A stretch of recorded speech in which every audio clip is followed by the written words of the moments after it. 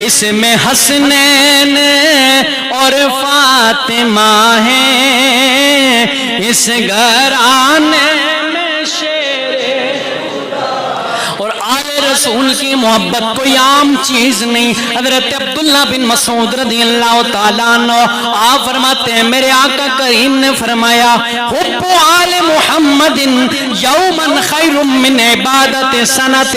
میرے آقا کریم نے فرمایا میری آل کا پیار اگر ایک دن کسی کے دل میں ہو وہ ایک سال کی عبادت سے بہتر ہے۔ اور صرف عبادت سے بہتر ہی نہیں فرمایا وَمَن مَّاتَ عَلَيْهِ دَخَلَ الْجَنَّةَ، اور جس کے دل میں میری آل کا پیار ہو وہ اس حالت میں مر جائے وہ سیدھا جنت میں داخل ہوگا۔ اس میں حسنین اور فاطمہ ہیں، اس گھرانے میں شیر مل کے اونچی آواز سے اس میں حسنین اور فاطمہ ہیں، اس گھرانے میں شیر خدا ہے۔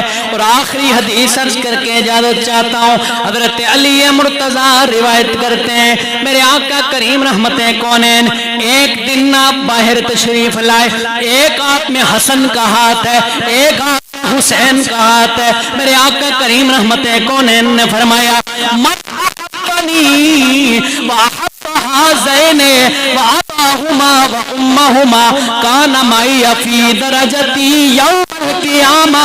میرے آقا نے فرمایا جو مجھ سے پیار کرتا ہے، جو ان دونوں سے پیار کرتا ہے، جو ان کے باپ سے پیار کرتا ہے، جو ان کی ماں سے پیار کرتا ہے، وہ عام درجے میں نہیں قیامت کے دن مجھ محمد کے درجے میں ہوگا۔